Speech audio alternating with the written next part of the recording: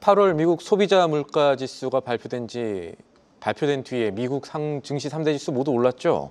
9월 금리 인하 기대 흐트러뜨릴 정도 아니라는 시각에 시장은 미국의 9월 기준금리 25bp 인하 논리 더욱 굳히는 모습입니다.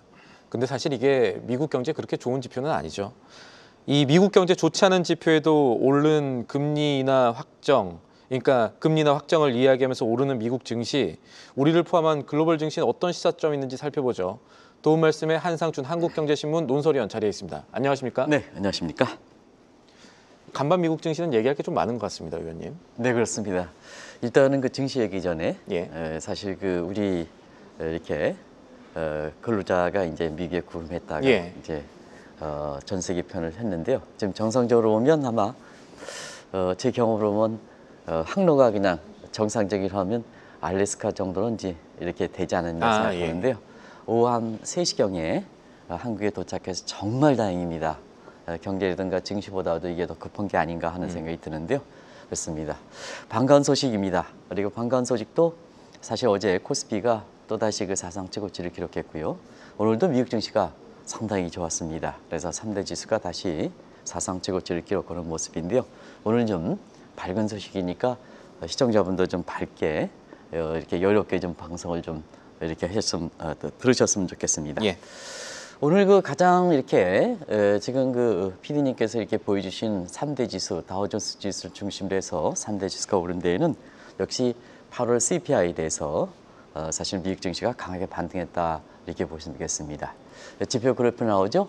그래프는 전월 대비해서 올라간 거로 나오고 있습니다. 그래서 2.9% 정도인데요. 사실 2.9% 정도를 어떻게 해석하느냐 하는 측면이 바로 이전에 이 고용 통계라든가 PPI 통계가 경기 침체 얘기를 좀 많이 했습니다. 시청자 여러분 아시겠습니다만 5월 이후부터 그리고 8월에 고용 통계 같은 경우는 서로 지표 간에 엇갈렸죠.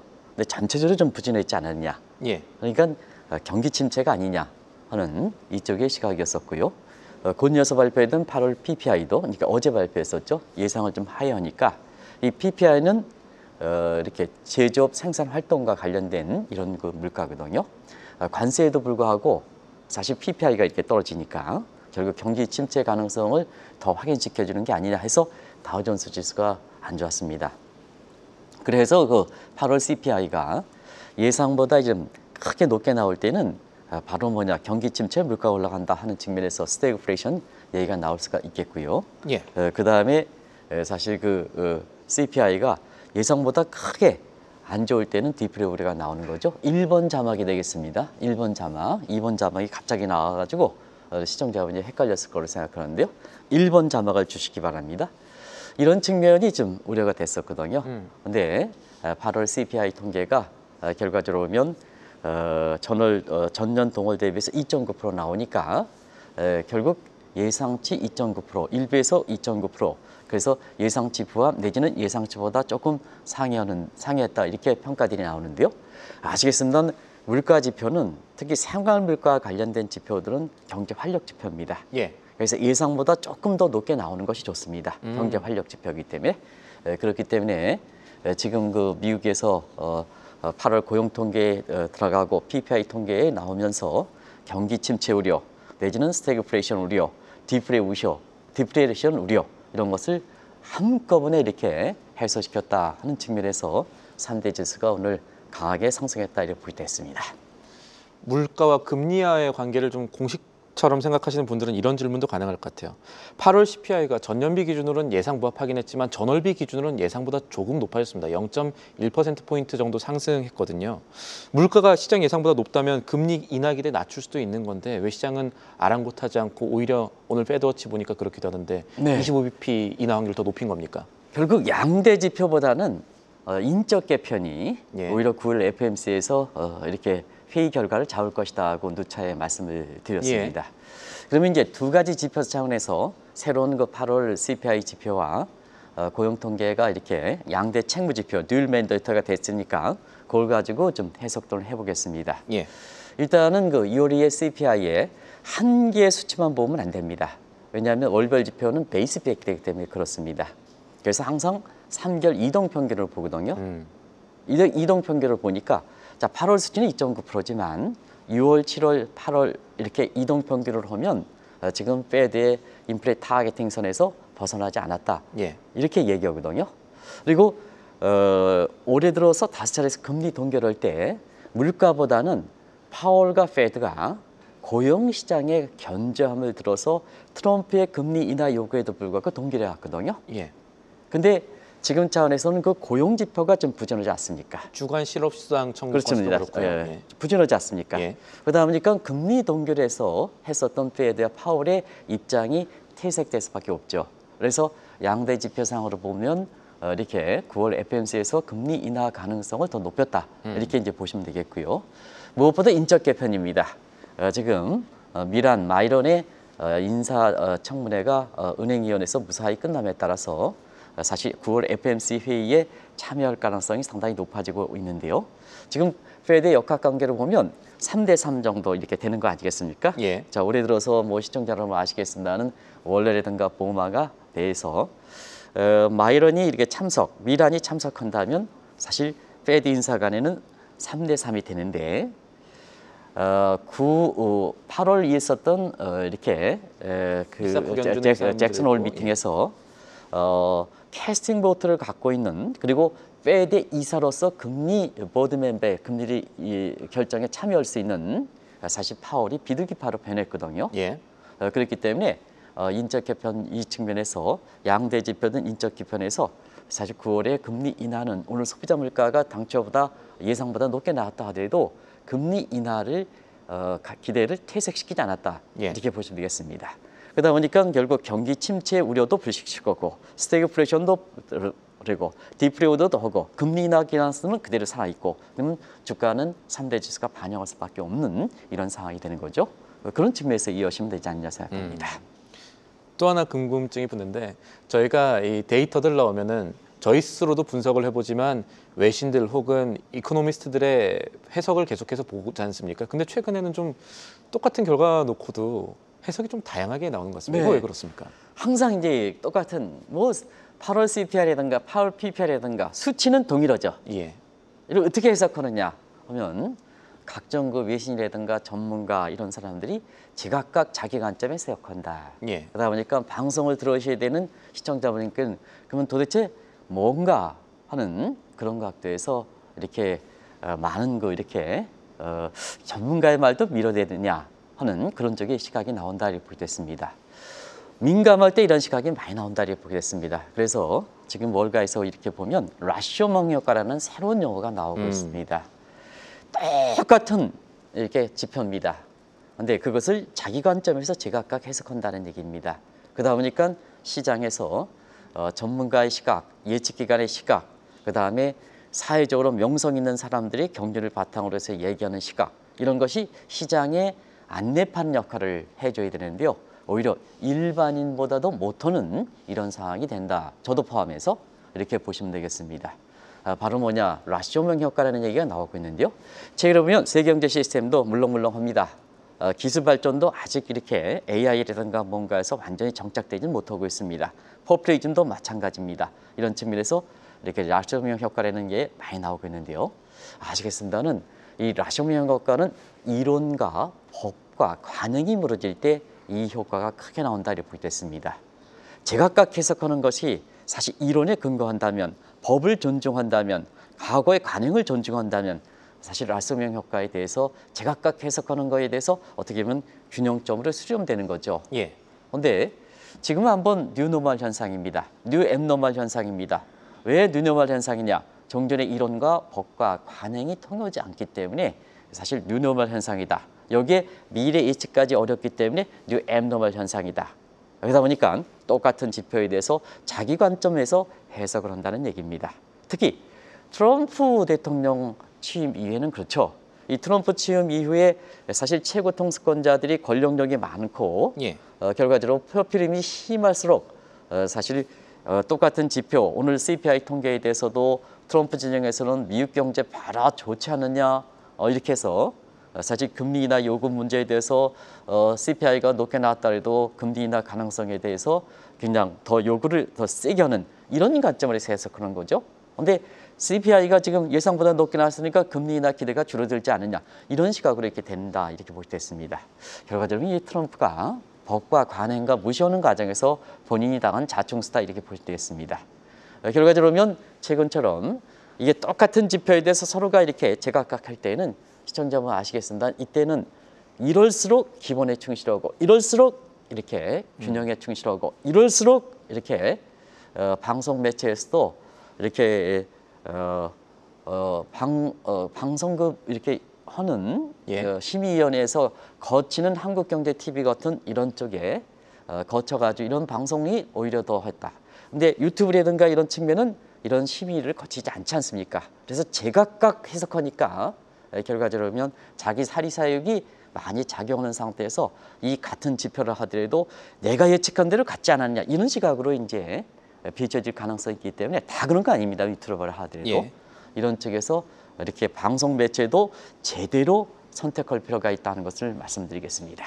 물론 뭐 잘하시는 유튜브 분들도 계시고 저희는 대신 이제 검증할 수 있는 단계가 조금 더 많은 거니까요. 네, 그렇습니다. 알겠습니다. 그 라쇼몽 효과라고 하니까 이게 일본 영화에서 나온 거죠? 네네. 저도 그 영화는 아니고 단편 소설을 봤었던 기억이 나는데 네네. 어쨌든 지금 그러니까 경제지표 해석이 라쇼몽 효과라는 말이 나올 만큼 많이 각각 달라지고 있고 어떤 해석이 더 그럴듯하느냐도 중요하지만 사실은 이렇게 달라지고 있는 상황을 잘 알려드리는 것 자체가 시장의 안내판이 될 수도 있겠네요. 네네. 알겠습니다. 저희가 언뜻 보면 나쁜 경제지표 발표 뒤에 오르는 미국 증시 얘기하고 있는데 위원님 3대 지수 가운데 다우가 많이 올랐습니다. 어떤 이유가 있다고 보십니까? 독특하죠. 그동안 S&P라든가 나스닥이 사상 최고 행진을 대력했고 또 똑같이 올라간다 하더라도 다우에 비해서 나스닥이라든가 S&P가 많이 올랐지 않습니까?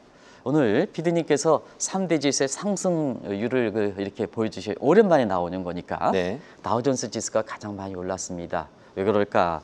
8월 고용 통계와 PPI에 따라서 경기 침체 우려를 오늘 CPI가 불식시키기 때문에 그렇다 이렇게 보겠습니다. 그래서 경기에 민감한 다우존스 지수가 오늘 1%대로 올라가고 지금 이제 보죠? 다우존스 지수가 1%대 1.4% 정도 되고 나머지는 뭐냐? 이렇게 0.7%, 0.8% 이렇게 올라가는데요. 그만큼 고용 통계라든가 PPI 이렇게 통계에 따라서 경기 침체 우려가 이렇게 미국 증시에서 이렇게 억눌려 왔다야. 이것을 불식시키기 때문에 그렇다 이렇게 보겠습니다. 자, 전체 미국 경제 상황을 보겠습니다. 한국은행의 뉴욕 사무소에서 이렇게 최근의 그 미국 경제 상황에 대해서 최근 데이터를 이렇게 총합해서 오늘 새벽에 제가 그걸 검토해가지고 미국 경제 상황을 한번 최근 수치와 함께 비교해드리겠습니다. 자, 8월 CPI 2.9%입니다. 연준 인플레 타겟팅 2%에 벗어나지 않고 있습니다. 물가가 경제 활력 지표니까 인플레 타겟팅 2% 웃도는 것이 낫습니다. 그리고 8월 문제 실업률 4.3%입니다. 완전 고용 밴드 상단이 4.2% 페드가 추정하거든요. 여기에 크게 경기 침체를 우려할 만큼 벗어난 상황은 아니다 이렇게 부르됐습니다.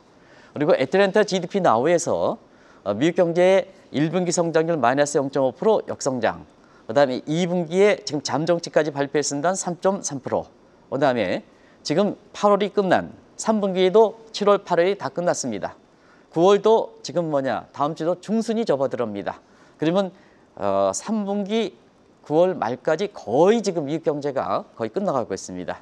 이런 상태에서 애틀랜타 GDP 나오는 3분기 성장률 3.5%입니다. 그러면 뭐냐 진짜 오늘 나왔습니다는 너무 뜨겁지도 않고 차갑지도 않고 이런 미국 경제 상황이다 이렇게 됐습니다. 근데 여기에 라쇼몽 효과를 한번 붙여보겠습니다. 너무 뜨겁다 이걸 강조하는 2.9%에서 너무 뜨겁다 이렇게 강조하면 9월에 FOMC에서 금리 인하 기대가 무너지는 거죠.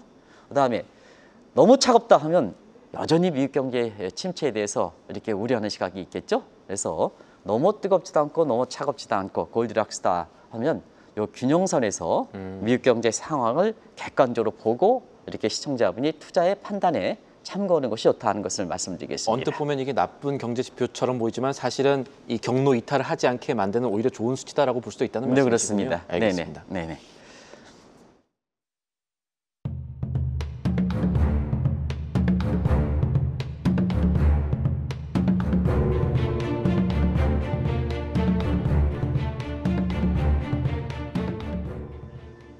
저희가 지금까지 미국 증시 오른 이유 경제 지표 측면을 살펴봤고요. 이번엔 좀 다른 각도에서 보죠.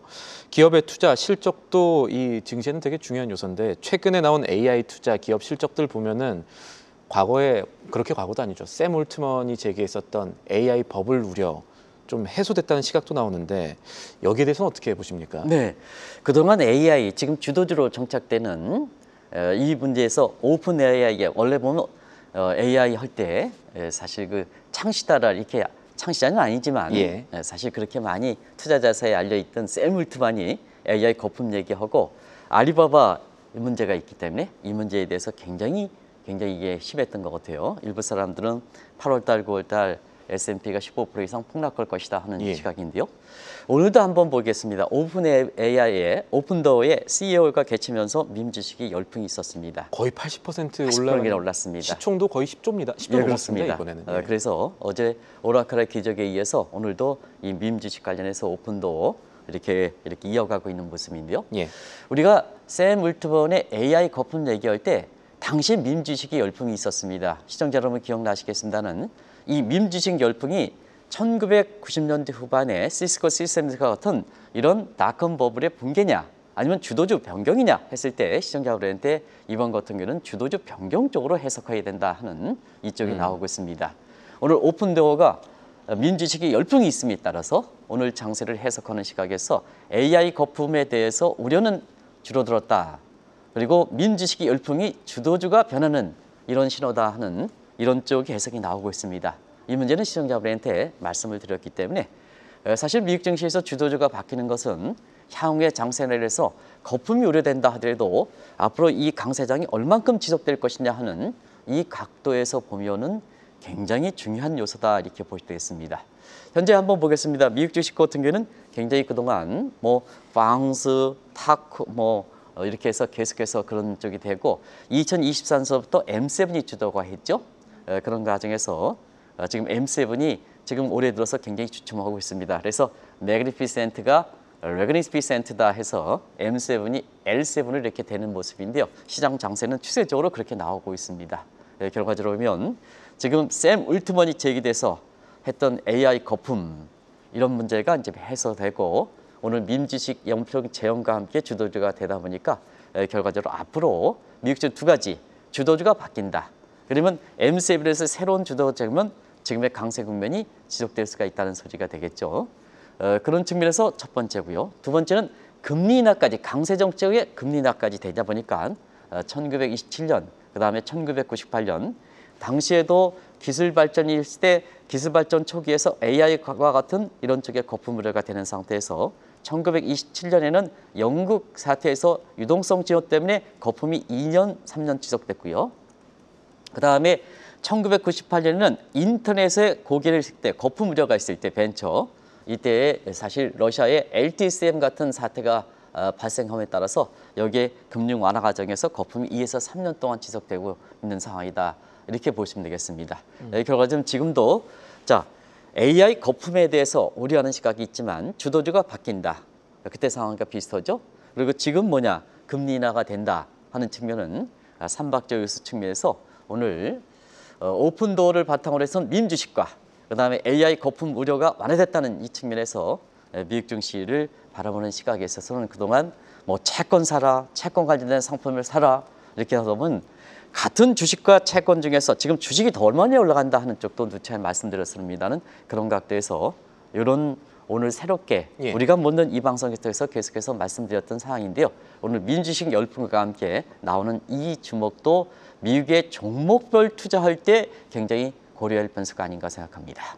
지금 투자 심리가 좋은 상황에서 AI 바탕으로 하는 주도주 교체가 있을 수 있다는 말씀은 저희가 저번에도 들었었을 때 정말일까 했는데 진짜 지금 그렇게 되고 있는 것 같습니다. 네, 그렇습니다. AI 투자에 대한 걱정이 지금 불식되고 있다면 이 질문 드려야 될 것 같아요. 그동안에 이 AI 투자가 닷컴 버블이랑 좀 비슷하다. 그래서 지금 이게 닷컴 버블 재현이 되지 않을까 가까운 미래에. 그래서 이게 8, 9월 이후에 시장 좀 흔들 수 있다라는 걱정이 있었는데 이 걱정도 좀 줄어들었다고 봐야 될까요? 예, 줄어들었다고 봐야죠. 그래서 사실 이 문제에 대해서는 우리가 이제 많은 이렇게 저보다 훌륭한 사람들이 닷컴 버블의 재현에 대해서 많이 얘기했던 것 같습니다. 8월 이후에 특히 많이 아마 들으셨을 겁니다. 그런 각도에서 여러 가지 요인들이 많이 겹쳤었죠. 그러나 사실은 그때와 좀 상황이 많이 다르지 않느냐 하는 것 측면에서 많이 이게 유용성이 떨어지긴 하지만 PER 지표 가지고 그때 상황은 아니다 하는 것도 말씀을 드렸습니다. 다커버블 당시에 그때 그냥 스크린에 하면 돈이 몰리고 이런 상황과 좀 다르지 않느냐. 그때 버블이 50배 정도 됐습니다는 PR로. 지금은 2에서 30%다. 그리고 그때 당시에는 전부 투자자 자금이다. 근데 지금은 뭐냐? 지금은 자기 자본들이 많다 하는 쪽도 말씀을 드렸습니다. 그런 측면에서 좀 다르지 않느냐 하는데요. 많은 이 부분에 대해서 닷컴 버블 재현에 대해서는 지금 우려가 많이 줄어드는 것 같습니다. 오히려 미국 증시에서 최근에 개선되는 조짐을 한번 보도록 하겠습니다. 이제 트럼프의 얘기가 미국 증시에서 잘 안 들립니다. 잘 안 들립니다. 또 트럼프가 얘기했다 하더라도 지금 미국 증시에 영향을 미치는 정도가 상당히 적습니다. 뭐 관세 얘기를 한번 보면 잘 아시겠습니다는 관세 얘기도 상당히 누그러지고 있죠. 그리고 세계 경제라든가 이런 쪽에서 보면 관세 영향에 대해서 굉장히 이제는 벗어나지 않았냐 해서 세계 경제 성장률도 속속 상향 조정되고 있습니다. 또 트럼프의 관세가 있다해도 자구책에서 수입 다변화, 수출 다변화 때문이니까 세계 무역 증가라든가 이런 측면에서 그렇게 영향을 받지 않았다는 것도 지난번 상반기 세계 무역 증가율에 WTO가 발표했던 내용도 이렇게 시청자분들에 얘기했습니다. 그런 부분이 지금 미국 증시가 트럼프의 이렇게 악몽에서 벗어나는 이런 조짐이 아마 향후 미국 증시와 관련해서 주식 투자 관련해서 주목하실 필요가 있는데요. 얘기했던 내용입니다. 증시의 본질 유동성 좋습니다. 지금 뭐냐? 미국은 재정 사이드에서 유동성 풀고 있습니다. 트럼프가. 그리고 자 QT도 줄여나가고 있습니다. 예. 또 9월 달에 금리 인하가 되고 있습니다. 이런 상태고 그다음에 펀더멘탈도 괜찮죠. 이렇게 지금 미국 경제 2분기 성장률 3% 이상 되고 있죠. 그다음에 지금 2분기에 사실 그 예. 기업들 실적의 발표가 거의 마무리됐는데요. 지금 그릇까지 판단해 보면 마일드 어닝 서프라이즈에서 예상치보다 약 83%, S&P 기준으로 보면 83%가 예상치를 웃돌았습니다. 물론 예상폭은 줄어들긴 했지만 예. 그래서 지금까지 이렇게 미국 증시 보면 다우존스 지수가 4번에 걸쳐서 사상 최고치를 했고요. 오늘도 S&P가 또 나스닥이 사상 최고치를 해서 어제 23번째 사상 최고치를 찍었다 하는데 오늘 24번째로 찍고 있습니다. 한 해 지금 9월도 다 끝나기 전에 나스닥과 S&P가 24번에 걸쳐서 사상 최고치를 끼는 것도 제가 이렇게 이 방송을 통해서 한 6년 정도 이렇게 해설해 오고 예. 있습니다. 첫 번째인 것 같아요. 처음 있는 것 같습니다. 그 기간 중에도 지금의 장세가 되게 독특한 장세다라는 말씀이신 그렇습니다. 거죠? 네네네. 이게 이제 그런 국면이 아마 제가 한국경제TV가 처음 이렇게 인터넷 방송을 통해서 나왔을 때가 1990년대요. 예. 그때 뭐 한국경제TV 시청률은 엄청 높았었죠. 그랬었는데 그때보다도 아주 기이하지만 이해하지 못하지만 나스닥과 S&P 지수가 24번에 걸쳐서 9월이 끝나기 전에 한 것도 처음 있는 것 같습니다. 알겠습니다. 재밌죠? 이 계절적으로 9월은 안 좋다라고 했었던 미국 증시 이번 주 지나가면 9월 중순에 접어드는데 여전히 좋고 그래서 워낙 거품 붕괴 우려가 사실 아직은 있지 않나 이게 걱정이 되는데 지금까지는 좋았지만 중순 하순 넘어가면서 바뀔 수도 있는 거니까요. 네. 위원님께서는 어떻게 보십니까? 8월 달에는 사실 그 많이 계절적으로 이렇게 주가가 안 좋다. 근데 시청자분한테는 채권 사지 마시고 주식 예. 사는 게 좋다. 근데 9월 달 들어서는 계절적 요인으로서 변동성이 심하게 되지만 추세적으로는 올라간다 하는 이 측면을 말씀드렸는데요. 거품 우려가 계속해서 문제가 되는 것 같습니다. 근데 PER 기준으로 거품은 지금 이렇게 증시 거품에서 과거 1990년대 것처럼 생각하면 안 된다. 왜 예. 그럴까? 지금은 미국에서 PER과 PBR보다는 PSR 지표, 세일즈 지표, 맞습니다. 그다음에 PPR 지표, 페이턴트 지표, 그다음에 PDRS, 이건 잠재 지표거든요. 미래 잠재 가능성. 이 드림이라고 지표를 하죠. 하기 때문에 과거의 퍼가 뭐 50배다, 이번에도 50배이기 때문에 거품표 이런 시각으로 해석하면 안 된다 하는 걸 말씀드리겠습니다. 어쨌든 9월에도 이제 이렇게 중순으로 이제 다음 주부터 갑니다. 그런 과정에서 지금 거품 우려가 해서 이번 달에 S&P가 15% 폭락할 것이다 이렇게 그것도 많은 사람이 저보다 훌륭한 사람이 얘기했습니다. 그러면 거품이 있으면 거품을 이렇게 아스가스 풍선이 붐앤버스트 거품이 붕괴될 수 있는 그러한 사건이 있어야 됩니다. 그런 측면에서 9월에 사실 미국 증시에서 트럼프 허들 얘기를 했습니다. 그게 지금 진전되는 상황을 한번 보겠습니다. 일단은 9월 말까지 피스칼 이어 2026 예산안이 일부 공화당 의원이 트럼프의 이렇게 압력이 작용해서 그런지 모르더라도 찬성적으로 많이 돌아서는 상황입니다. 이런 상태에서 이렇게 아직 불안한 요인이 있지만 예산안 불발에 따라서 이렇게 준예산 쪽으로 가는 이런 국면은 좀 가능성이 많이 줄어들고 있습니다. 그리고 트럼프 관세 입법은 지금 대법원 기간의 시간을 빨리 앞당기려고 하는 조짐이 있습니다. 그래서 10월 14일에 플랜 B에 대해서도 이렇게 5가지 준비하고 있습니다는 어쨌든 대법원 기간을 좀 빨리 해서 확정시키려고 하는 이런 조짐도 있습니다. 그리고 주요 핵심 정무직에 대해서 인사가 지금 순조롭게 되죠. 이렇게 미란이라든가 그다음에 고용통계국장이라든가 질병관리청장에 대한 인사청문회도 지금 순조롭게 진행되고 있습니다. 그리고 친정부 민주당주의 공화당 이렇게 성향을 하는 작업들, 연방공, FN 이거 여론이 악화되다 보니까 지금 트럼프 대통령이 그 부분에 대해서 주춤하고 있습니다. 그리고 미국의 국익을 우선하는 동맹을 이탈시키는 이런 전승절을 계기로 해서 좀 더 지켜봐야 되겠습니다는 트럼프가 사실 동맹국에 대한 입장이 다소 전향적으로 바뀌고 있습니다.